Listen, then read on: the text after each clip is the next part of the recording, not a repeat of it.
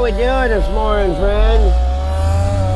We are absolutely firing on all cylinders today. Big Daddy's running the Falcon, and you will shortly be able to tell because, dang it,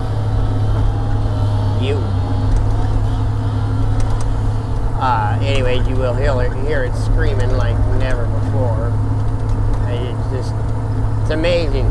The guy is just, he can run that thing better than anybody I've ever seen on it. And it doesn't just sound like a screaming Detroit. It sounds a little more like an opera show. Yeah. But Stacy's also a phenomenal shovel operator too, so. Here we go, listen to him wind this thing up. I can never get third gear. I mean, I've tried.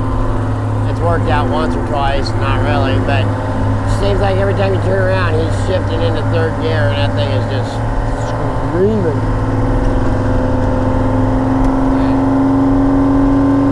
There. Oh, don't make a liar out of me, Big Daddy. He's still, yeah, they're still picking the chokers up.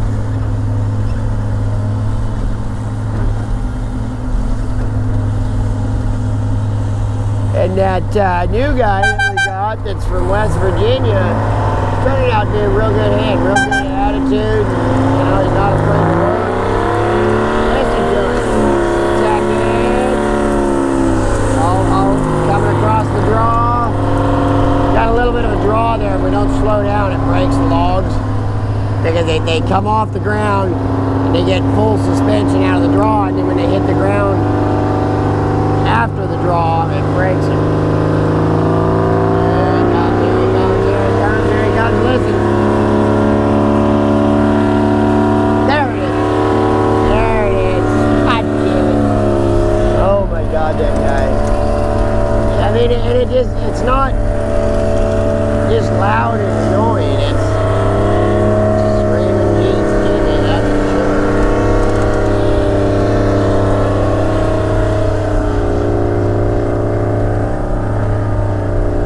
Absolutely. Can make that 1692.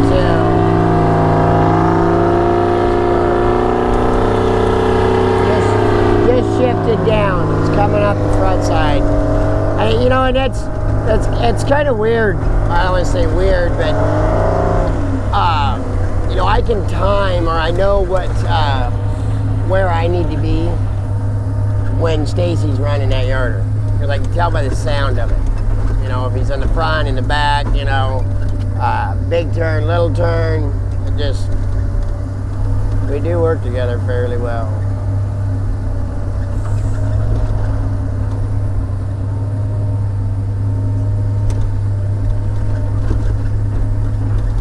Days like this when it's just can't get enough of it. You know what I mean? And the weather still kind of sucks, a little chilly, so on and so forth. But when everything's a popping like this, it's hard not to get excited about the job. Like, hell yeah. Get, not some, every bit of it, you know? And they're back there, what are we, 14, bitty, 1, 2, 3, 1,400 feet maybe? Oh, there went my grapples, damn it.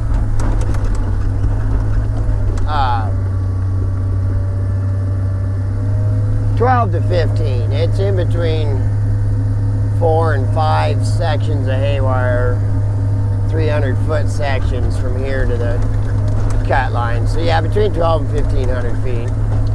Not bad for the old Falcon.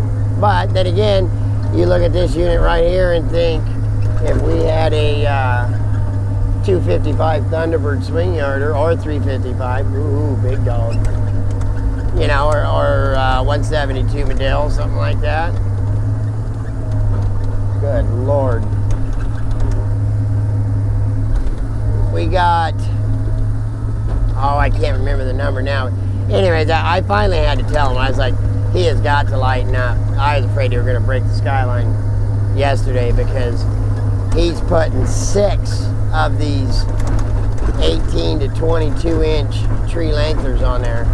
And I'm like, you got to think of it not as in the fact that you have 6 tree lengths, but in the fact that you have 12 40-foot buck logs and 6 short logs or pulp tops, you know.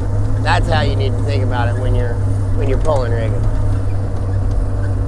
So yeah, 6 tree lengths, 18-inch butt, 16 to 20. We'll give, because there were some smaller, but still, that is a damn good turn.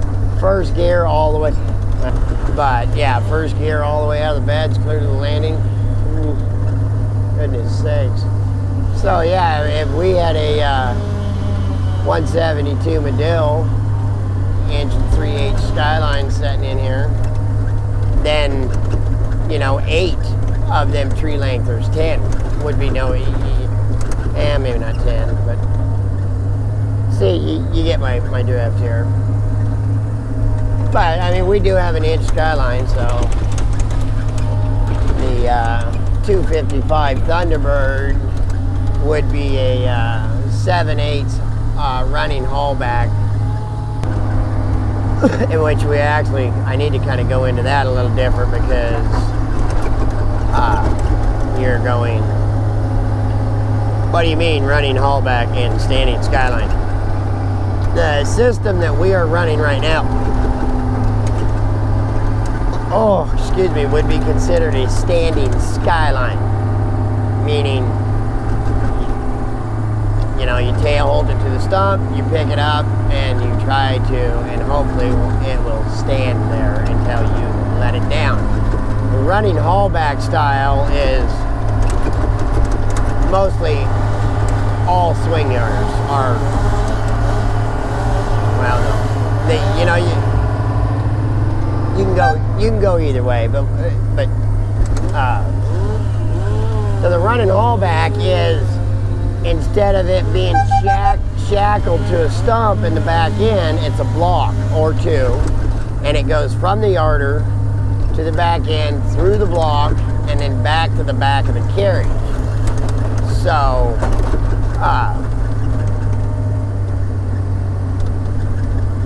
it's pulling itself back out, and I want to get the exact right description for that, or not description, but anyway, so it goes out through a block and then comes back, and so you can, you know, if you've got a lot of lift, you just run less pressure on your haulback, so it's not lifting the carriage and turn as high, and it's not slowing your yarding process down. Does that make sense? I hope. Uh-oh. Nigel's saw is not running most of the time. That means I'm hung up. So yeah, I think we figured out that it's definitely the spool valve for my grapples, and we've also figured out how to work around it. If I tap my left rotate 3 to 5 times per minute, hold the right joystick 11 degrees to the left, and wish and pray and hope that my grapples don't open up and I smash trucks and I go and drop a log. Every once in a while they'll activate and open on their own, so I do have to pay attention to that. When I go to open my grapples, I can't, you know, you should be able to just touch it and feather it open or feather it closed, which I can feather it closed. But as soon as I activate it, because of whatever the issue is in there, they keep going until I hit the close. So what this is actually considered shotgunning or standing skyline, which meaning you take your line. What's that?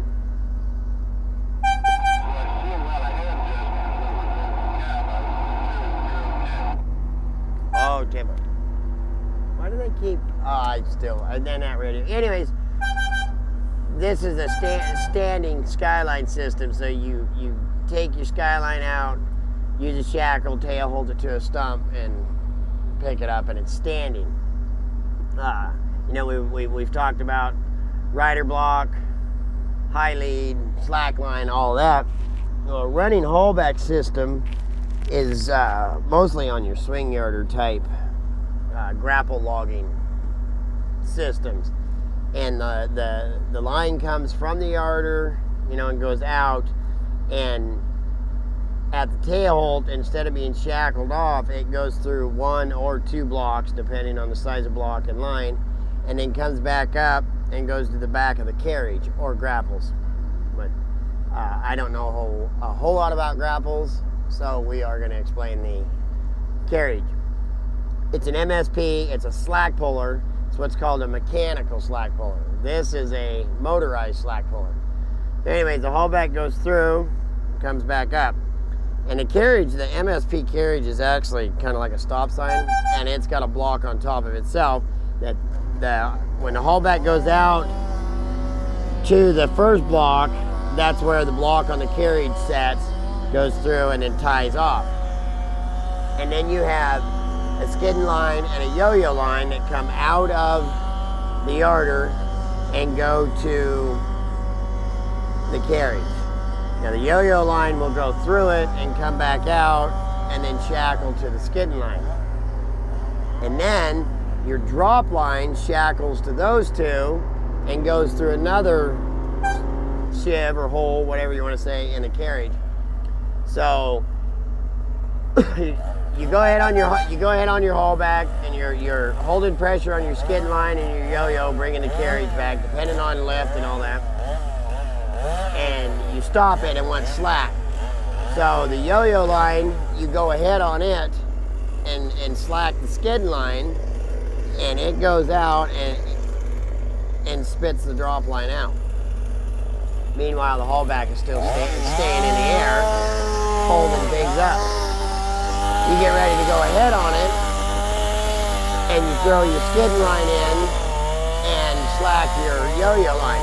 But the thing of it is the way it's designed, the skidding line and the yo-yo line are on the same drum system, but obviously they're split. It's called interlock.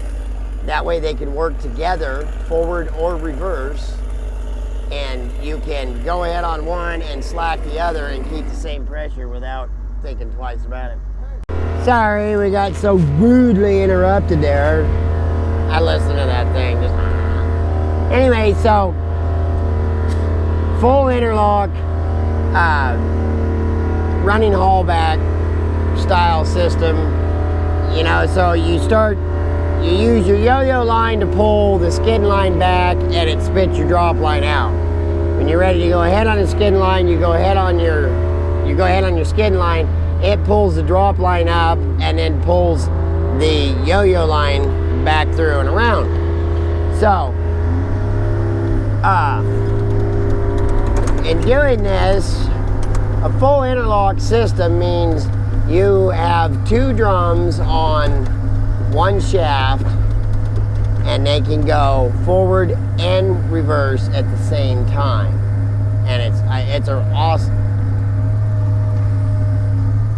awesome system. And then I wasn't pulling real hard because I didn't know if the car didn't unclamp or something.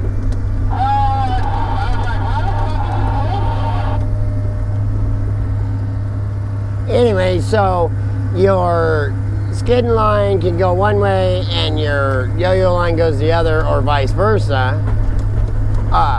You know, in the sense that you're spitting out or picking up your drop line. And then once you get your drop line picked up, and you don't have to pick it all the way, you know, back to the bank plate. You can stop at any point, run it ahead, skin it back, whatever.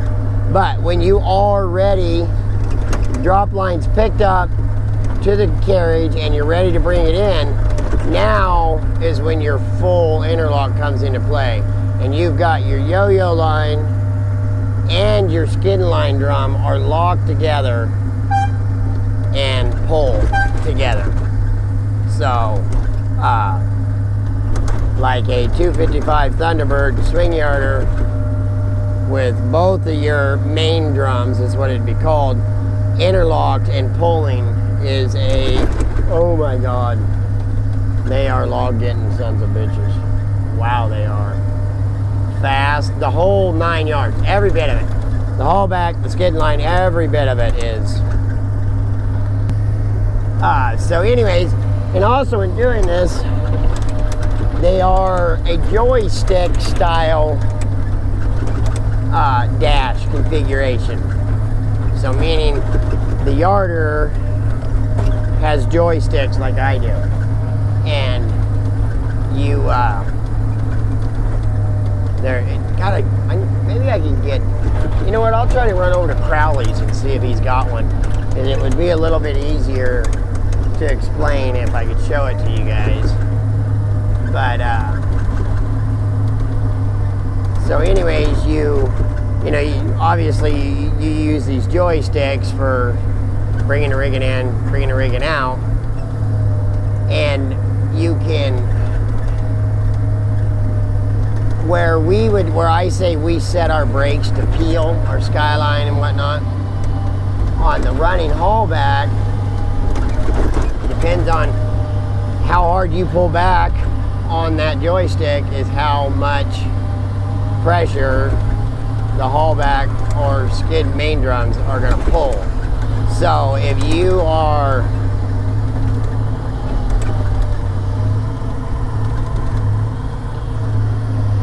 we're getting quite a bit of export today.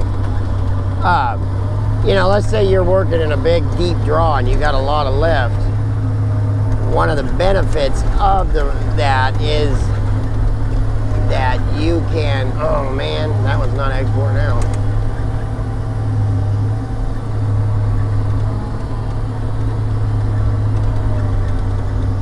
Dang it. Anyways, one of the benefits of that system is that you can be shipping the rigging back, high speed, high gear, whatever, and all you got to do, if I remember right, this one was the haulback. Anyway, so you're shipping your rigging back, comes off the landing, you pick it up tight, start shipping it back, and you want to, because they only hold so much drop line, I forget what it is. So anyways, as you're going back, you want to start going like this, drifting your rigging. Well, all you got to do is start taking pressure off of the haulback joystick. And as you do that, basically when you let up like that, your haulback, I should have said, is going to stay at the same pressure, and your main drums are going to run off a little bit faster. So your haulback's keeping it tight, somewhat, but your main drums are letting it drift down into, your rigging crew. And the same as when you bring a turn in. If it's a big turn and you don't want to pick it all the way up, be trying to full suspend it or whatever, you're gonna give it all of your main drum pulls, because you still got to pull it in, but you're going to slack off on your haulback. So you're still getting the pull, but your haulback's letting it stay without tight lining. I hope that it would make better sense. I'm going to try to find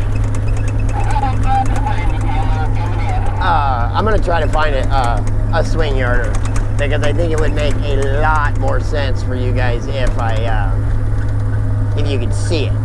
Even if it was just, not actually just sitting in the cab and showing you the functions, will make a little more sense. But that is pretty much the gist of it. And that's part of the reason why you know, the grapple logging, and I don't know why grapple logging isn't more popular around here. Like this unit we're on now, oh my. And I've heard guys say, well, yeah, but when you're grapple logging, most of the time it's one log at a time. You know, the grapples go back. And yes, okay, it is, but there's no rigging time, you know. We ship the rigging back and it sets for, you know, we try to strive for a 3-minute turn time. Well, come on, give me a break. In the best conditions, you're gonna hold a 3-minute turn time. But when that grapple goes back, brush, weather, heat, stickers, you know, all of it, none of that stuff affects a set of grapples. So that, you know, that thing goes smoking back. And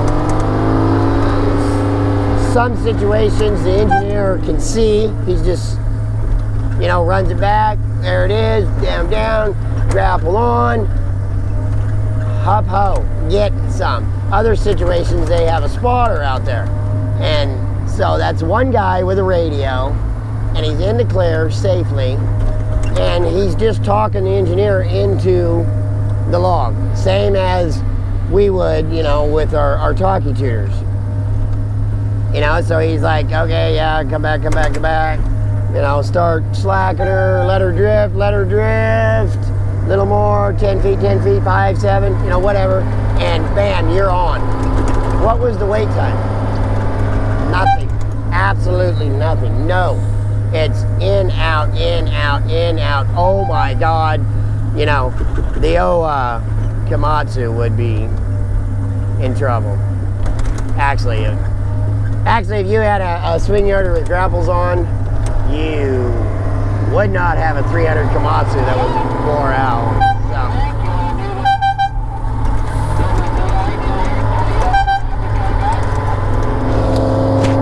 I absolutely would like to, if we can.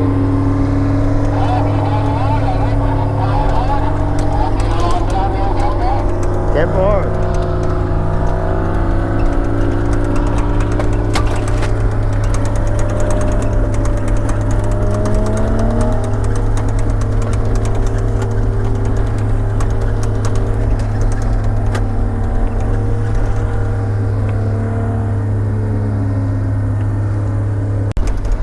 Alrighty, so I'm going to try to throw a load of this chip and saw on this guy. I finally got the deck cleaned up, so it shouldn't be a problem, but I don't have I need to put one of them a little bit longer. Anyway, so yeah, no, you guys ain't going to watch this one. But, so yeah, the grapple logging is absolutely productive. And like I say, you know, the grapples, they don't get tired. They don't get hot. They don't get thirsty. You got to put a little grease to them every once in a while. You know, but there are also at the same time, there are advantages and disadvantages of it too. So, but most of those, if you watch any of the videos grapple logging up in Canada, they got their crap together. They know what the heck they're doing, you know. So it absolutely works out. God dang it, stupid grapples, 100% for them. And also, you know, like I say, it is extremely productive. How can it not be?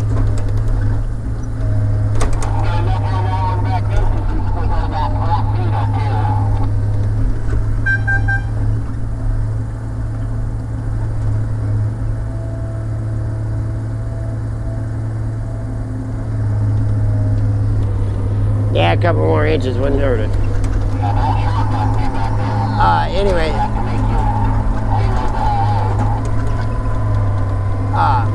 So yeah. And also, you know, to be a grapple yarder engineer would be pretty freaking awesome. Because that's the worst part about running yarder is when it gets slow and boring, because, I mean, you know, the elements, brush, heat, so on and so forth. you have to take that all into consideration. So if you're running one of those things, and yeah, it's pretty slick. I absolutely will have to try to find one at an equipment yard or even just a swing yard around here that doesn't have grapples on it. I could get that I could get inside shot of the cab, and all that would be a little more beneficial.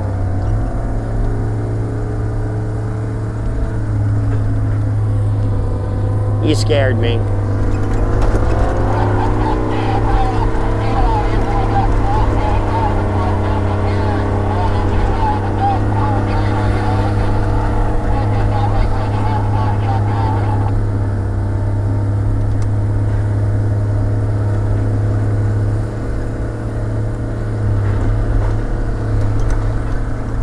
So anyways, what that truck driver was saying was, I'm putting the bottom layer down on this chipwood, and it is smaller.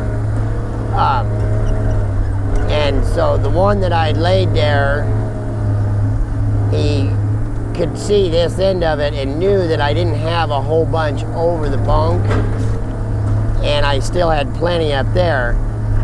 And so he was just reminding me that this little stuff like this is what will strip easy. And stripping a load is when the truck drives away from, oh yeah, now the grapples aren't gonna. Anyways, the truck drives away from the trailer and the logs are held on with a binder. Oh, Jimmy!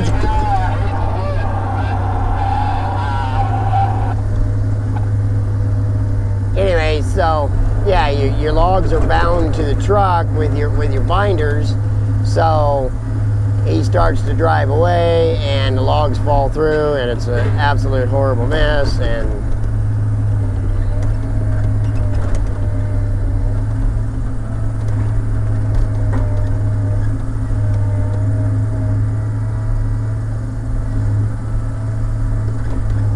there we go. I'm coming just as soon as my grapples start cooperating.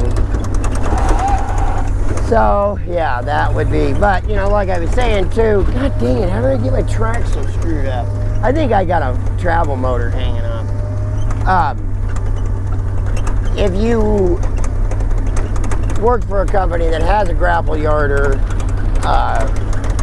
you would not be running a 300 Komatsu with 19,000. You may be, but you're gonna have a processor or a couple of other shovels, because where we're getting 10 loads a day, or definitely could get 10 loads from a rigging crew off of this job, a grapple yarder would probably do 18 to 20 with ease. I mean, with ease. If you haven't watched it, go on YouTube, look up grapple yarding. It's pretty sick, and it's like I say, in the right spot, boom, boom, boom, boom, boom. You're like, oh my god, that thing